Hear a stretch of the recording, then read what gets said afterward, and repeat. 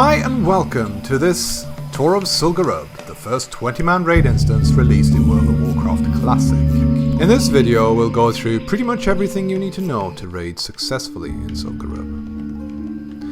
Zul'Gurub is a pretty unique raid experience in Classic. It's the first 20-man raid and it's set outdoors. This offers some unique opportunities for your raid, most prominently the use of many CC abilities that have not been available in the 40-man instances, as well as the freedom and luxury to use all of your class spells, since it's pretty difficult for your debuffs to start dropping off your targets in a 20-man raid.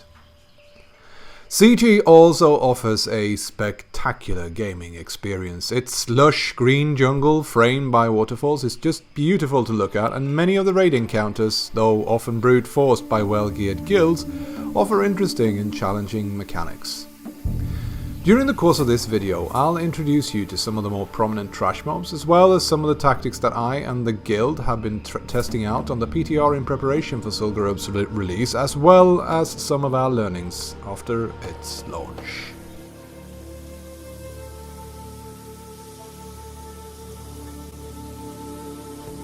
Zul'Gurub offers an interesting blend of 5-man instancing and 40-man raiding. It's possible to navigate the instance on your own without attracting too much attention, making it possible to circumvent a lot of the trash packs for those raid groups that want to optimize their speed around the instance. The trash packs are, on the other hand, not very difficult to handle once you know some of the main mechanics and take appropriate measures to mitigate them.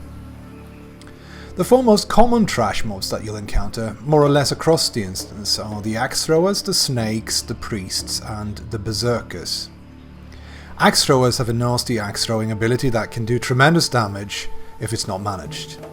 When an axe thrower sits down and spins, stun them or chain sheep them to avoid your raid members getting hit, taking damage and getting knocked down.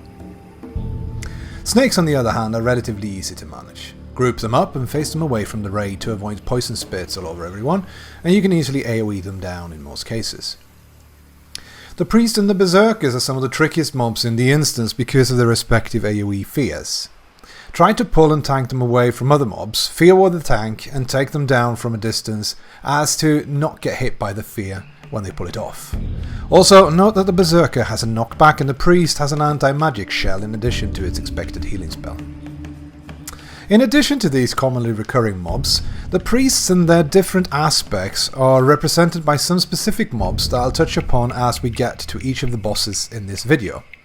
And as for bosses, there are 10 bosses all in all, counting the summonable ones in Zul'Gurub, and compared to previous raiding experiences in Classic, they all offer some great variation in mechanics and gameplay. No boss is similar to any of the others, which in my mind is absolutely fantastic.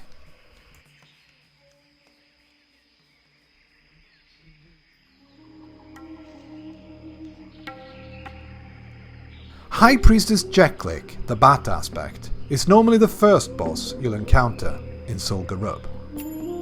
She is one of the High Priests sent to fight Hakar, and instead, turned by Jina the Hexer, now finds herself serving the Soulflayer's will.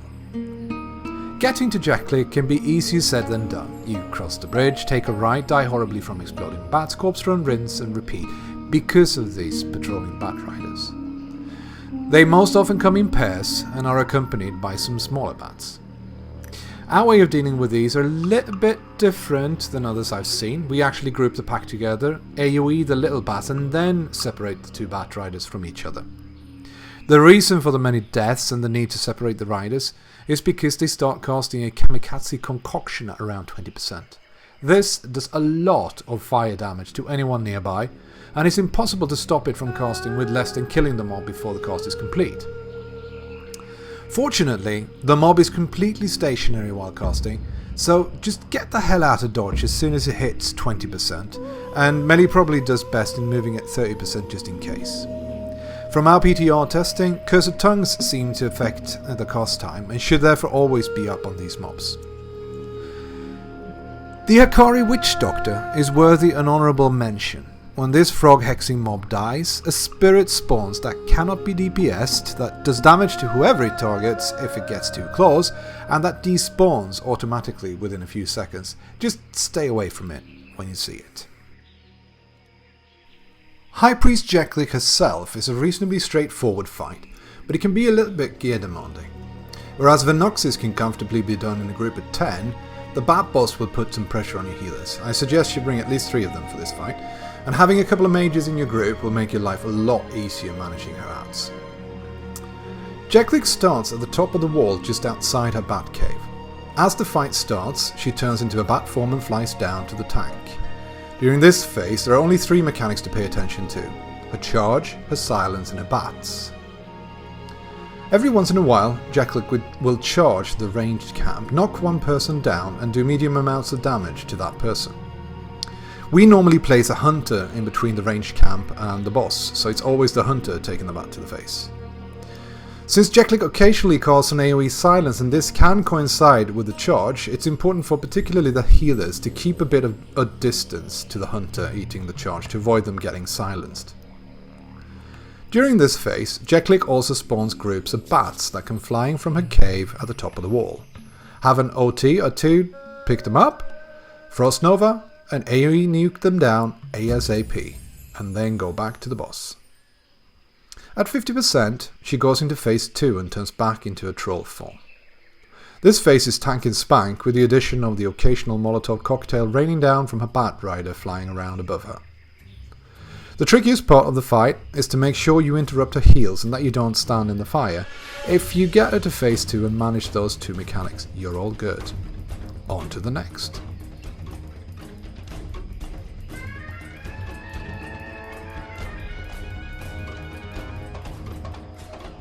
High Priest Venoxys, the snake aspect, is the second and by far easiest boss in the instance. He's in fact so easy that a group of 10 normally one-shots him. If you're low on people, or you're waiting for late arrivals, starting with Venoxys as your first boss can be a good idea. Start off by clearing the space around the platform and stairs leading up to the boss. Then, pull the boss and his adds. We've often used CC on a couple of the snakes, because Sheep's or a Druid Sleep works very well, when we've been low on people, but a decently geared group can just AoE these mobs down. Take the snakes off to the right and the boss off to the left and kill the snakes first. Once the boss is alone, this is a simple tank and spank fight. Note that Venoxys puts Renew on himself in phase 1 and the phase can go a little bit quicker with someone dispelling this. Once he hits 50% however, he will turn into a big snake and the tank must now pay at least a modicum of attention. At this point he starts dropping poison clouds regularly on the ground behind him, so the tank must move him around the bonfire just enough to get all melee out of the cloud. Everyone else stands at a safe distance nuking, only minding their aggro. As long as the tank holds aggro and melee stays out of the cloud, this is about as complicated as this fight gets. Loot and move on.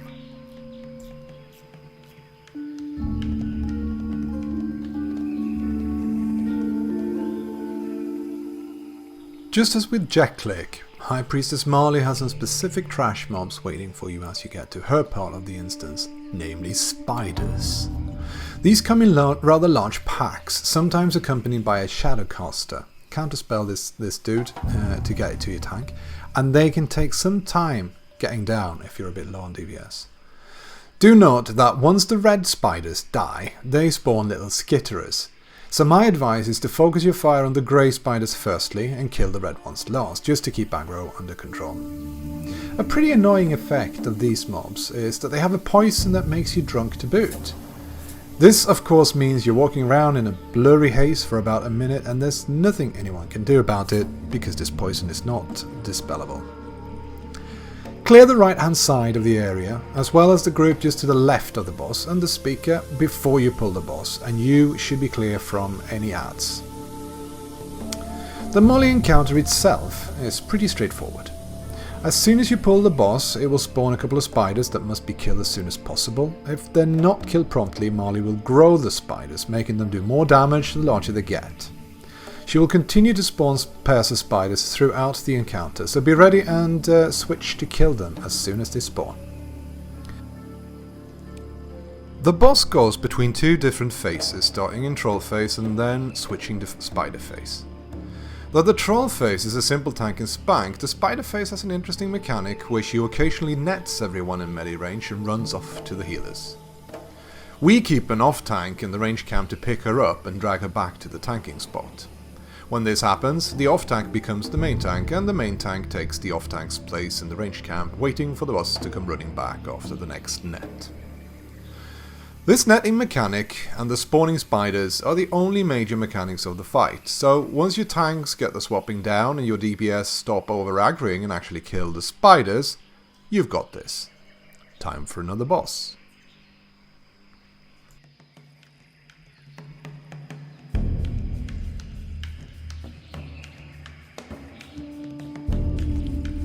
Mandukir the Bloodlord, or the Raptor boss as he's also known, is one of the tougher and also most memorable encounters in the instance.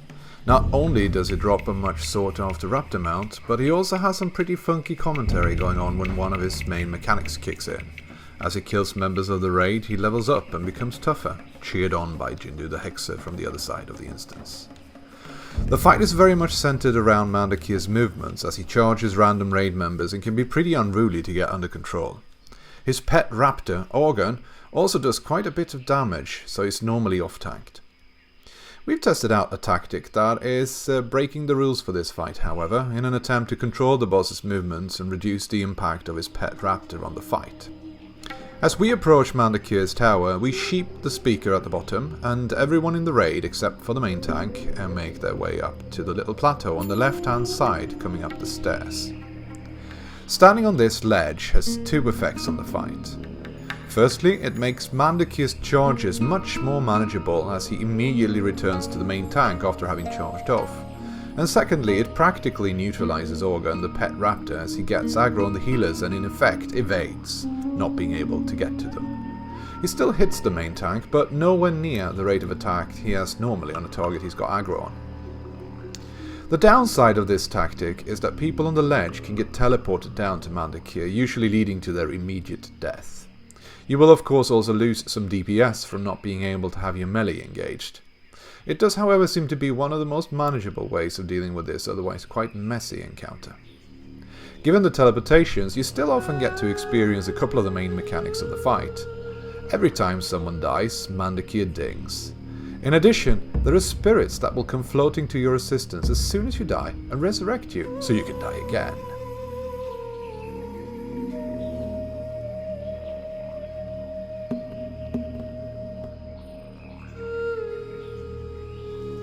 Handled this way, there is little you have to consider in terms of mechanics, apart from possibly stopping, not doing anything while you're being watched. And as long as you don't get too many teleported insta-deaths, you should be good. Just remember to kill the raptor once the boss himself is dead, and you're alright.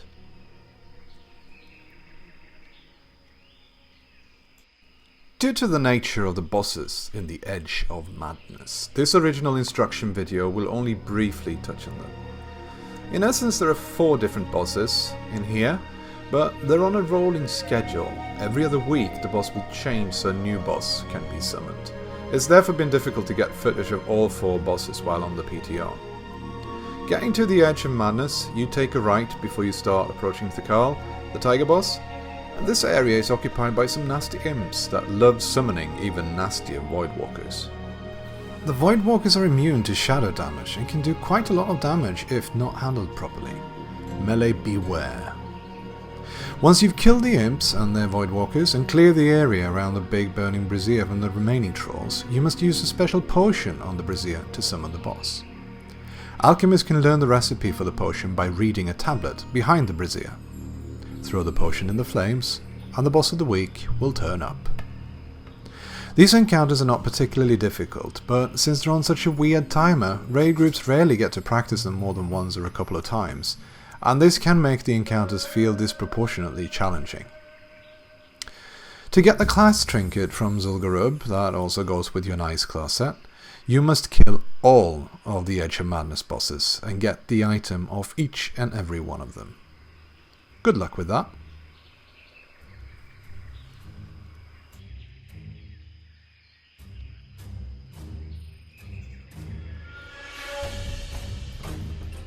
I think High Priest Thakal is one of the most interesting encounters in this instance, both because it's the most challenging High Priest in Zul'Gurub, with some quite clever mechanics, and because he drops the coveted Tiger mount. The area around the Khal is populated by axe throwers and tigers to give it some thematic flavour. The tigers, however, don't have any special abilities, so deal with the axe throwers and AoE the tigers down. It's not the trash, but the boss encounter here that's of interest to us. High Priest the Khal comes complete with his 2 ADs, Loken and Sath. What makes this encounter interesting is that they must all die within 10 seconds of each other. If not, they will all resurrect with full health. For us, this means we nuke them down one at a time to about 20% health, then we kill them off rapidly, again focusing on one at a time.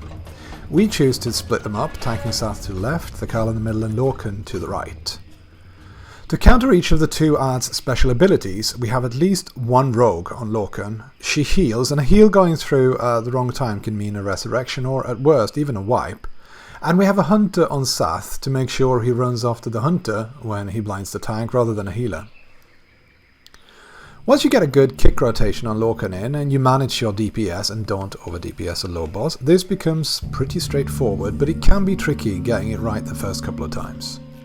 When all of them go down, the encounter enters phase 2 and the Khal is reborn as the tiger aspect.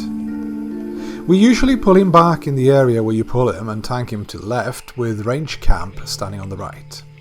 He occasionally does an AoE knockback with aggro reduction, so it can be handy to have an off tank in the range camp to pick him up and drag him back to the main tank. He also spawns tigers in this phase and they can easily overwhelm a poorly geared group. For us, it was pretty much enough to kill the first pair, and then we nuke the boss down in a matter of seconds. All in all, a very fun encounter that takes some getting used to get on farm. Once you've got it down though, it will only be a matter of time, for some a really long time admittedly, before you see the tiger mount drop.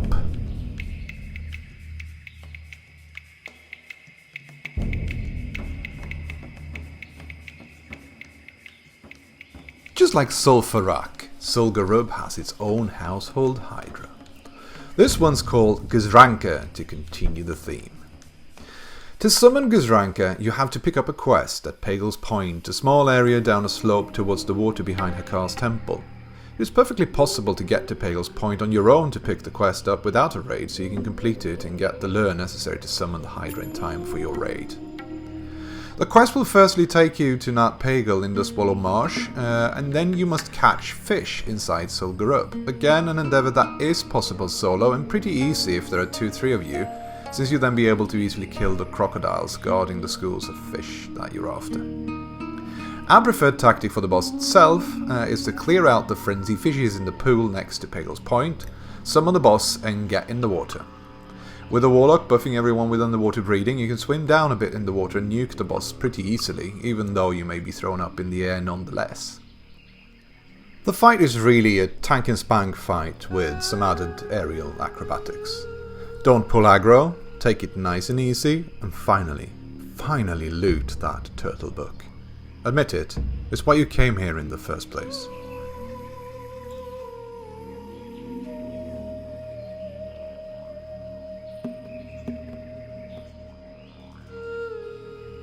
High Priestess Arlok is the last of the High Priests in Zul'Gurub. She's protected by a mix of relatively easy trash mobs, most prominently Shadowhunters and Panthers, but also some Blood Drinkers to make things more interesting. CC and leave the Blood Drinkers for last and try to group up an AoE, the Hunters and Panthers. Once you've killed all the trash and gotten to the bottom of her temple, you'll find yourself in an empty room with a hay-filled pen on each side and a gong at the far end. We normally position ourselves with ranged and healers close to the wall where you enter, the main tank in the middle of the room, and 2 off-tanks, one at the entrance of each pen. Someone that is not a tank will then hit the gong, and the boss will spawn in the middle of the room.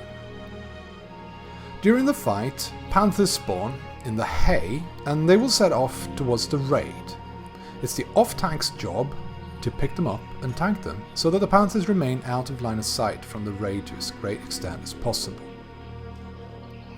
Arlok occasionally puts up a mark on a random raid member, and if the Panthers see the mark, they can run away from the tank and start attacking the marked target instead. We therefore try to keep them out of sight from the raid, even though we do get the odd Panther running off from time to time. The boss herself alternates between a pretty feeble troll form and a pretty cool Panther form. The panther form phase always ends with her vanishing and disappearing for a good number of seconds. When she comes back, she's got a tendency to try to ambush someone, and a squishy clothy can easily die from this attack. The tank has to be on the toes and pick her up immediately to avoid this from happening. With the panthers tanked safely away from the raid, and the boss picked up every time she reappears, this fight is a breeze, and can easily be done by 10 to 12 people if the raid composition is okay. With the last High Priest down, you're now free to kill the Buffalo Sakar. Good job!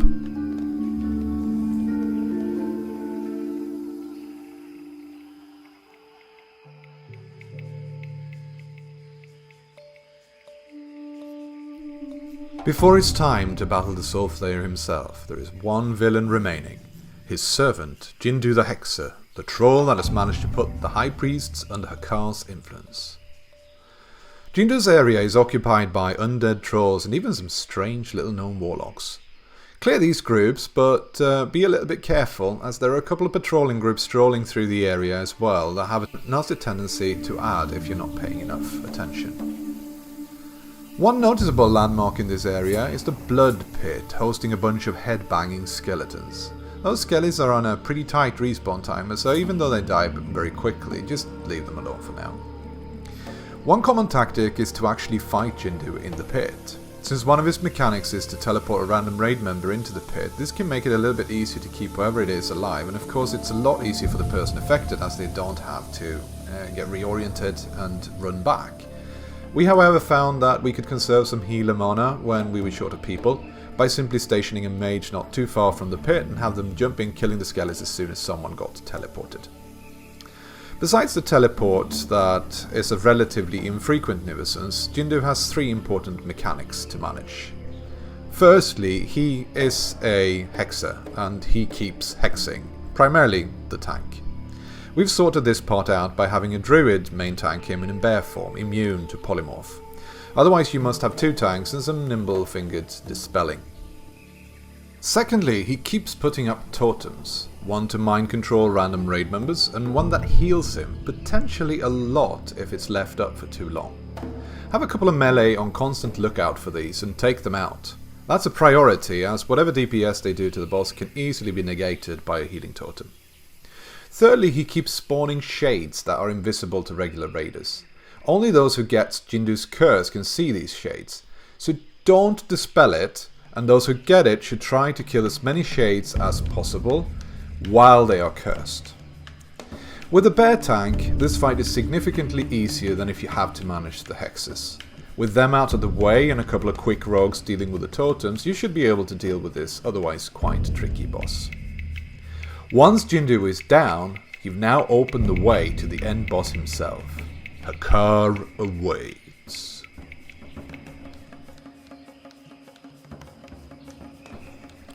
The moment you've all been waiting for has finally arrived. It is time for us to kill the Soulflayer himself, Hakar, waiting for us in his multicolored glory atop his temple in the middle of Zul'Gurub. The Hakar fight is a wonderful end boss fight with a spectacularly and unique mechanic that makes it very challenging to do with less than at least an almost full raid. To get there, you cross the bridge opposite Arlok's temple, walk up the stairs and across the walkway on either side of the temple. The walkway is patrolled by wind serpents called Sons of Hakar and Soulflayers, as well as a couple of pretty nasty troll patrols. Take out these patrols and group up on the platform in front of Hakar. It is time for the real show to begin. Hakar has got a few nasty mechanics, but as long as your raid is reasonably spread out, there is only two that you really need to pay attention to: his mind control and his AoE life drain. We start out by pulling a sun up to the platform and letting our tanks build rage. Once the sun is dead, we all get in the poison cloud and the tank immediately pulls Hakar. From time to time, Hakar mind controls the tank, setting them off to start chopping limbs off their fellow adventurers. Sheep the tank and keep them sheeped through the mind control and you're all good. Every now and then, Hakar also does an AoE life drain. If this hits more than a couple of raid members, he will heal a significant amount. If you're really unlucky, it will heal him back up to full health. There is no avoiding this ability. Instead, you want to make it work to your advantage. We have a hunter with track beast standing on the platform pulling a son of a car up to the rest of the raid.